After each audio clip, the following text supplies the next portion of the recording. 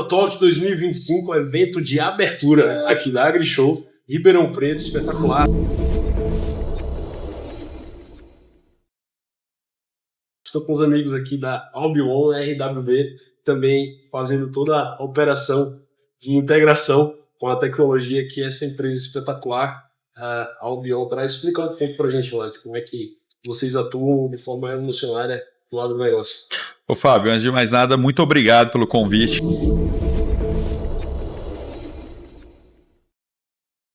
Estar participando do seu podcast aqui.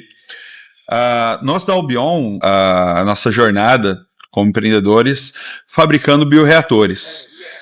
De alguma forma, não teve como, né, não foi uma decisão nossa, mas o agro, como a gente falou aqui no evento, foi falado no evento, é uma locomotiva do Brasil, né? Atrai tudo, e a área de bioinsumos, de biologia, para você poder trabalhar com insumos para o controle de pragas e várias outras aplicações na lavoura, acabou atraindo nossa empresa para trabalhar muito forte perto do agro.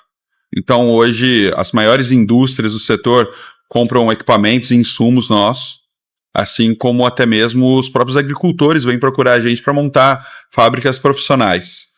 Mas para resumir, assim, a gente hoje fabrica bioreatores, biofábricas para essa produção desses insumos, assim como a gente tem dentro da nossa fábrica, que fica aqui perto de Ribeirão, em Cajuru, a terceirização, a produção desses bioinsumos para os clientes que não querem ter a biofábrica, mas sim terceirizar essa produção. Mas queria até passar aqui para o meu sócio fundador da empresa, explicar um pouco mais detalhadamente isso, o Ricardo Asma, para falar sobre essa nossa fábrica. É só para complementar, né?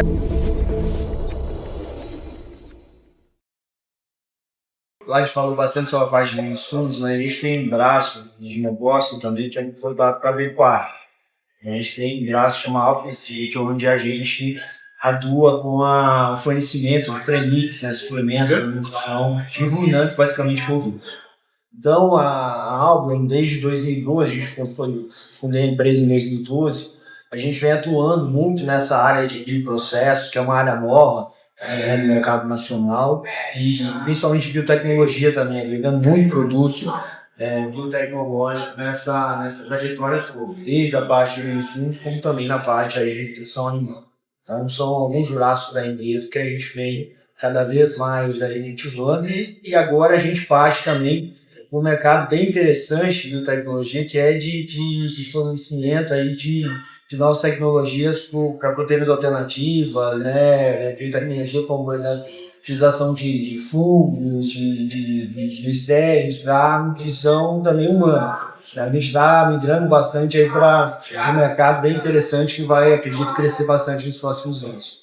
Excepcional. E os bioreatores, como é que você consegue estruturar o portfólio da operação? Você atende tanto o agronegócio, como agora esse direcionamento para a indústria farmacêutica, nutracêuticos, suplementos. Existe uma integração aí humana-animal, né? Muito interessante. A operação que a gente sempre direciona na RWB Integração é a automatização de processo. A gente identifica quais são os gargalos operacionais na operação, especialmente de manufatura, de insumos para previsão climática, como também a previsão no padrão que o agronegócio precisa identificar como principal estrutura de direcionamento de mão de obra. Às vezes o gargalo está muito direcionado na preparação da terra, e o time para a plantação ele tem que ser exato com os prognósticos climáticos. Então, nesse cenário, como é que a Albion pode agregar, né, nessa estrutura de insumos para o agronegócio, para a pecuária aqui no Brasil? Ô Fábio, assim como você comentou da RWB, a gente trabalha de uma maneira muito customizada para os nossos clientes. Então, hoje, seja para saúde humana, saúde animal, para proteínas alternativas, como o Ricardo comentou, ou para agricultura, a gente tem um equipamento com um alto nível de qualidade, um alto nível de eficiência para poder atender todos esses setores. Mas, ao mesmo tempo, tem essa customização. Eu acho que o ponto aí além de vender o equipamento, é a questão do serviço. A questão da gente poder dar um pós-venda, um atendimento, um treinamento para esses clientes, para poder focar muito no negócio deles. Então não adianta a gente entregar só um equipamento, que não é a mesma coisa que eu vender um celular, por exemplo. Hoje até uma criança pode ganhar, comprar um celular e sair usando. Quando a gente fala de entregar isso, é realmente treinar o nosso cliente para poder usufruir o máximo possível desse equipamento, da tecnologia que ele tem embutida. Pensando nisso, a gente lançou um curso de treinamentos para quem quer se capacitar na operação desses bioreatores dentro da Albion, que chama Albion Academy. E não sendo suficiente, a gente lançou um Albion Academy online, ou EAD, Educação à Distância, para a pessoa não precisar vir até Cajuru para fazer o treinamento e poder fazer na casa dela. Então, eu acho que é aí que está realmente o nosso diferencial, onde a gente consegue atender o cliente, mesmo sendo de uma indústria farmacêutica ou um agricultor, de uma maneira customizada, com o mesmo equipamento e com a mesma qualidade. Certificação de maneira. Exatamente. Uma certificação de como ele vai usar o equipamento. Porque para nós, não importa para que ele vai usar, o importante é ele ficar satisfeito com aquilo. Eu acho que vocês, que têm muitos clientes também, focam muito nisso, né? Na questão da satisfação do cliente. Porque se o cliente não ficar satisfeito, dificilmente você vai atender outros clientes depois, né? Melhor propaganda do cliente satisfeito. Consegue integrar aí novas oportunidades de negócio e ampliação da atividade produtiva. O portfólio de vocês hoje, qual é a diversificação regional? Vocês estão mais focados aqui no Sudeste ou a perspectiva de atender no Brasil? Não, na verdade a gente já teve o Brasil todo, Leste, Oeste, Norte e Sul, e a gente está atuando bastante também na América Latina. Nós temos clientes na América Latina, com instalação de biofábricas, mas a gente atende o Brasil todo, cara. Então, assim, é uma abrangência bem legal. E como, né, a gente comentou anteriormente, né, a gente tem uma unidade em Sorriso, Mato Grosso também, que serve também como uma base para nós, para a gente fazer a terceirização da fabricação desses insumos também localmente, né? E como também uma base para a gente fazer toda a parte da Albion Academy, da parte de treinamentos. É legal a gente comentar, Vlad, porque assim, às vezes o pessoal fala assim, mas vocês criaram o curso EAD agora, mas como é que eu vou fazer os experimentos na minha casa? O objetivo não é esse. A gente tem as duas estruturas do EAD. O ensino à distância é um curso que é mais tutorial, onde a pessoa pega as bases e realmente o que ela precisa para aprender tudo sobre o processo endotécnico nesse caminho de biofábricas e insumos. Mas o curso presencial ele é um curso mais premium. Então, a gente tem esse curso e realmente ele é voltado para algumas pessoas que já tem um preparo maior para estar atuando dessa maneira no curso presencial. Então, assim, o EAD ele surgiu uma forma da gente poder disseminar mais o conhecimento. Mas o presencial, ele realmente tem práticas em que a pessoa, né, que quer fazer o curso, ela vai entrar na empresa, seja aqui em Cajuru, seja lá em Sorriso, e ela realmente vai fazer do início ao final todo o processo, toda a obtenção do bioinsumo, do início ao final, a gente dá todo esse treinamento para que ela consiga performar depois a produção do seu bioreator da melhor maneira possível. A aplicação do bioreator não é possível para tratamento de efluentes, a substituição do fossa séptica. A gente teve uma demanda, né, de alguns proprietários de resort, principalmente do Nordeste, que então deve mais de 90% de saneamento básico, né? Os hotéis ali na região, eles dependem muito das fossas sépticas, né? Porque aquela limpeza, aqueles caminhões fósseis, gera um transtorno gigantesco. Com a aplicação do bioreator, ele produzido no Brasil, diminuindo o custo, aumentando a acessibilidade dessa tecnologia, e o subproduto dessa operação é um adubo, né? Um adubo natural, que ele pode ser utilizado também a própria água de reuso dos efluentes, para você agregar sustentabilidade a operações desses hotéis. Vocês já chegaram a atuar nesse segmento? A gente tem alguns clientes, Fábio, que atuam produzindo produtos para atender esse tipo de cliente. Seja público, privado, rede hoteleira, como você diz, utilizando nossos equipamentos para produção de bactérias, micro-organismos que vão ser utilizados nessa área. Então, quando a gente fala do agro, a gente está num evento do agro aqui, não tem como negar, como eu disse, é a locomotiva do Brasil. Então, a gente tem aí muitos clientes, muita área. A área do agro, ela demanda muito da gente. Mas essa área de efluentes, de saúde animal, ou até como o Ricardo comentou aquela hora, de proteínas alternativas, né, de alimentação humana, feita dentro do bioreator, a famosa carne, né, feita dentro do bioreator, a carne sintética, assim, mas de uma maneira muito, hoje, tecnológica e avançada, onde você consegue reproduzir ali algo que você pode levar para o prato e realmente substituir a carne. Mas eu acho que assim, a principal pergunta quando a gente fala de agro, pecuário, o pessoal fala, mas dentro do bioreator você vai produzir mesma coisa que produz uma vaca, vai substituir? Não, não vai substituir. Hoje existe uma ONG que busca realmente fomentar empresas que querem trabalhar com isso, com o intuito não de substituir a carne produzida pela pecuária, mas sim conseguir uma proteína de mais baixo custo para poder atender a população mais necessitada que hoje não consegue comprar uma proteína animal. E isso os bioreatores podem promover. Você tem um leque aí de possibilidades até para ter piscicultura, né? Exatamente. Hoje a gente tem cliente que produz vacinas para peixe dentro de bioreatores que a gente forneceu para eles. Não, e em resumo, tudo isso que a gente está falando está bastante ligado em sustentabilidade. Você pega, por exemplo, a questão do hotel que você comentou. Se você tem algum produto que pode ser utilizado para minimizar aquele efluente ou para tratar aquele efluente de uma maneira que você vai ter, no final das contas, um adubo. Você pega, por exemplo, uma questão, e isso, logicamente, da proteína alternativa está envolvido em sustentabilidade também, né? Uma forma de você produzir proteína com menos uso de água, com menos uso de terra. Não que a gente, né, como eu comentei, a gente tem um business que é realmente para bovinos, né, que é de suplementação, que é de premix para bovinos. Mas a gente também está olhando para a biotecnologia, olhando para o futuro. A gente tem que olhar para o futuro como uma opção de novos mercados, novas tecnologias que estão surgindo. E a questão de biotecnologia está muito em volta com isso.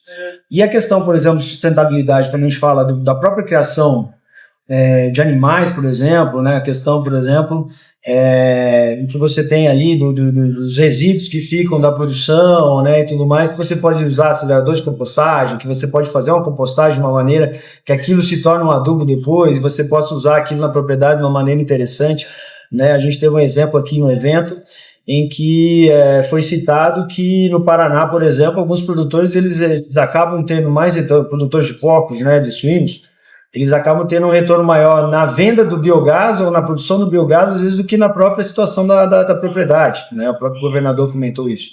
Então você olha para alguns upsides do mercado, dos negócios, que são um tanto quanto interessantes quanto o principal, né? Por exemplo, produção de suíno. Todo mundo pensa que a produção de suíno é o principal, quando, na verdade, o que ele trouxe alguns produtores de suínos estão tendo mais resultado com o biogás do que com a própria produção de suíno. Isso é upside, né? Isso é uma coisa do business ali que é super interessante.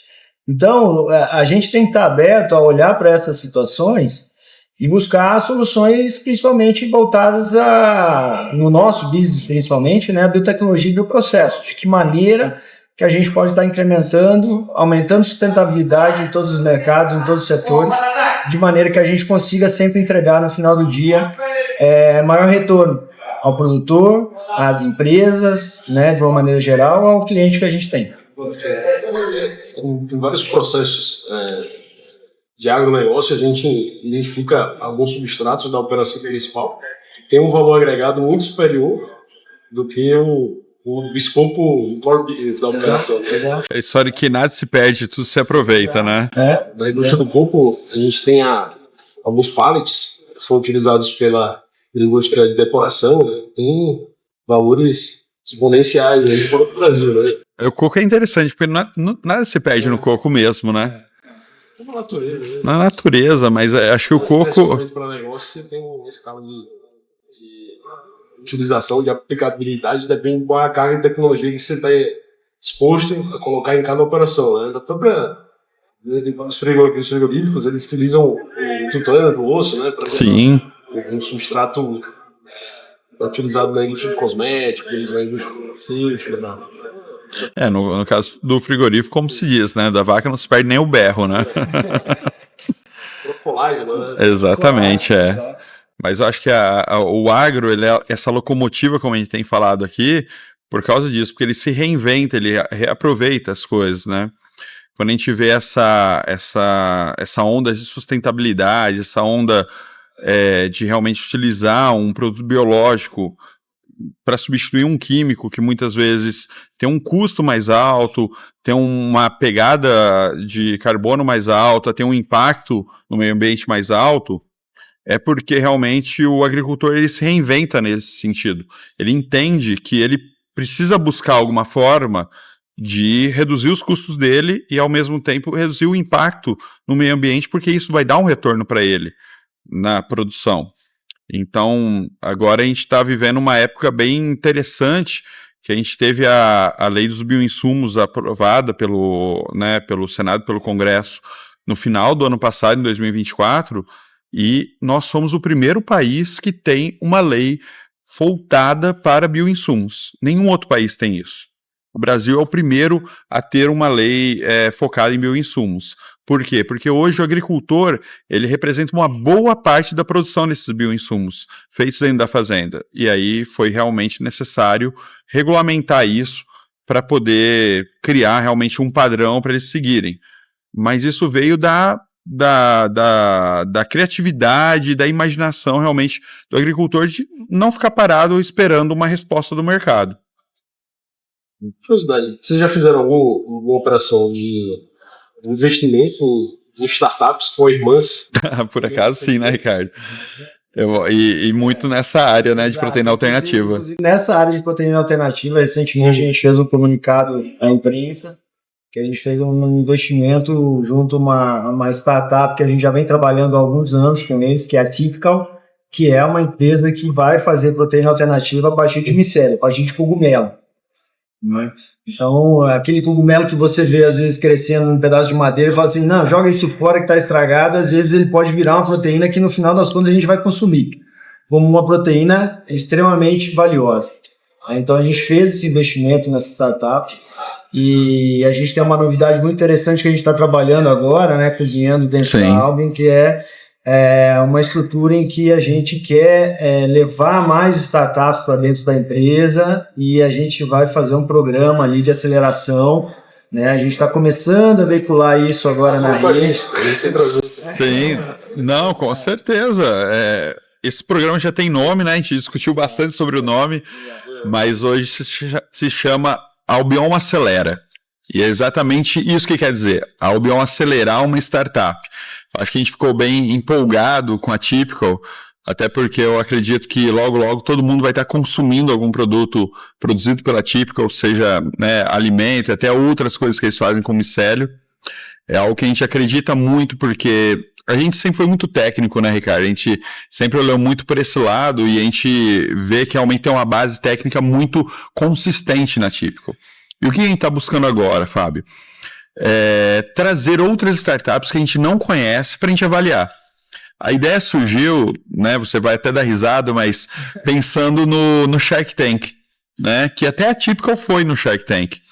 Mas por que não trazer startups que a gente não conhece ainda para a gente avaliar e ver para quem a gente vai investir?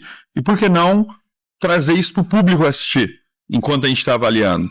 Então, em agosto desse ano, dia 14 de agosto, exatamente, aqui em Cajuru, a gente vai estar trazendo startups que vão se apresentar para nós, trazer o plano de negócio delas, trazer a ideia delas, para a gente avaliar se a gente pode fazer um investimento, como a gente fez.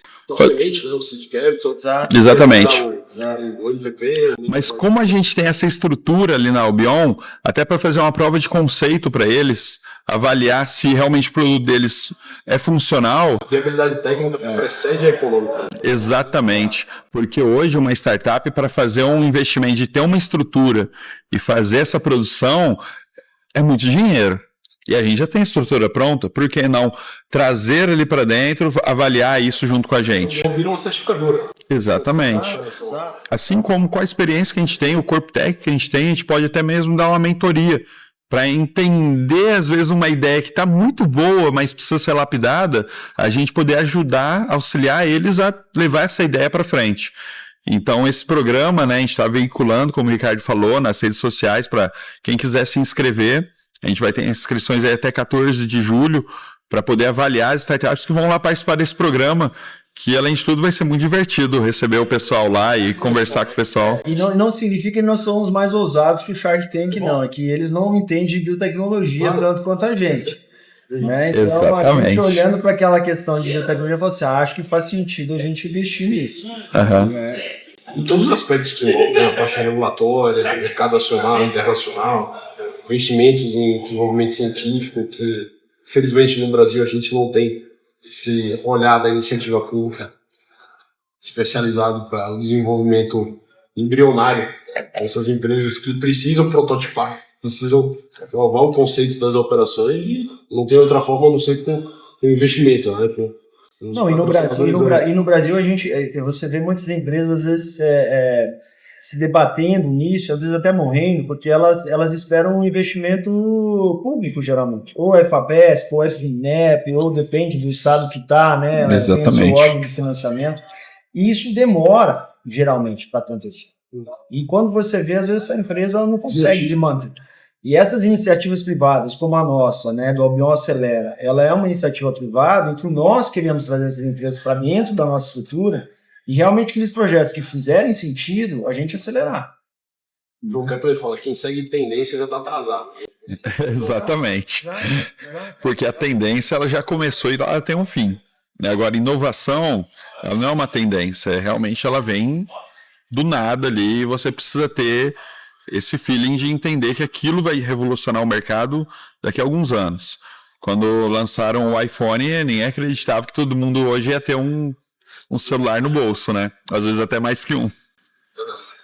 Cara, e o investimento integrado na parte de telecomunicações, pacote de dados, que é um pouco o nosso escopo de atuação na RNAP, você acha que essa integração... Na China eles já estão usando já o 10G, né? A gente está aí entre o 2G, 3G e 5G, amplificando aí o sinal que é mega da Starlink. A gente ficou aqui a Starlink ali do lado, usando como exemplo, né? E ainda é uma tecnologia pouco disseminada no campo. A gente tenta realizar os condomínios rurais para conceder acessibilidade à tecnologia de automatização dos máquinas, fazendo inteligente, integrando tudo que a gente tem de mais inovador, a parte de monitoramento, segurança patrimonial, identificação de foco de incêndio, a análise de clima, solo, para escolher o melhor tipo de cultivo. Quando tudo isso termina, eu acho que a Albion tem uma oportunidade de identificação, como você bem citou, de upside, né? De como você rentabilizar além do core business, além do principal da operação do agronegócio. Eu vejo a operação de vocês como simbiótica a qualquer agronegócio, qualquer operação de capital produtivo no Brasil. A gente sempre costuma dizer na empresa, a economia real sempre prevalece. Com certeza. Às vezes a gente vê investimentos em criptomoeda, em tendências, né, que às vezes são um pouco virtuais demais, mas a economia real focada em alimentos, saúde, infraestrutura, moradia, ela sempre prevalece. Então, vocês estão de parabéns, espetacular a operação. Eu quero conhecer em loco.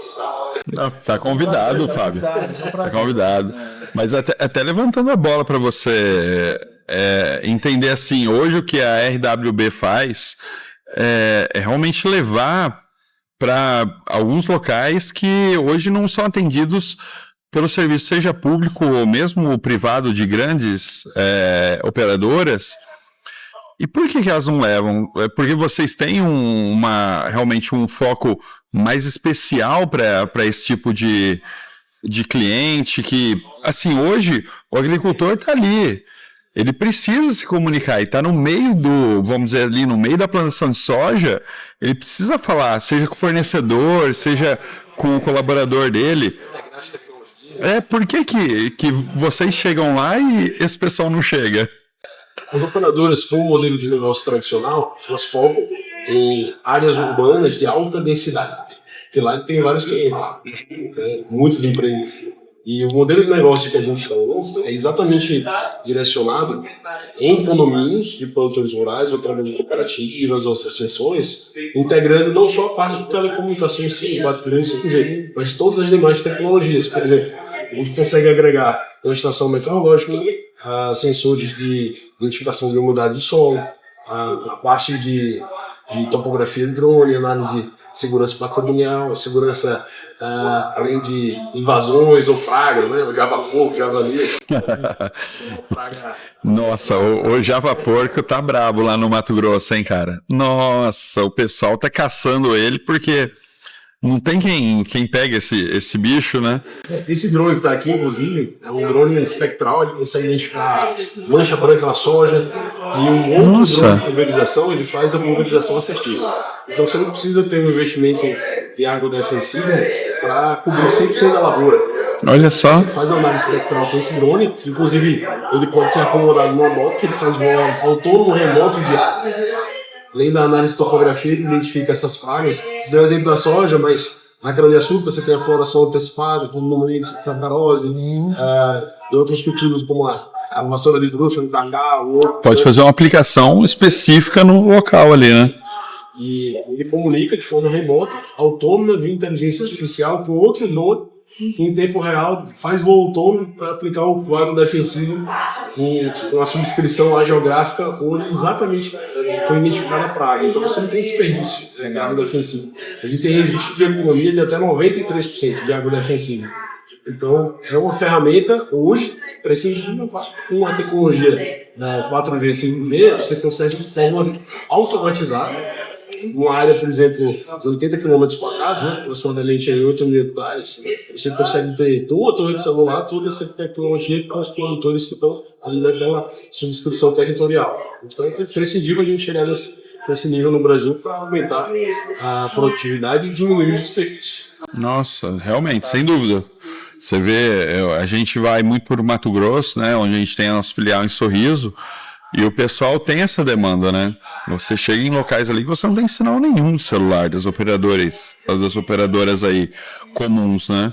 E realmente é um trabalho aí que ajuda muito, não só pela questão ali de se comunicar, mas a operação mesmo, né? Na lavoura, né?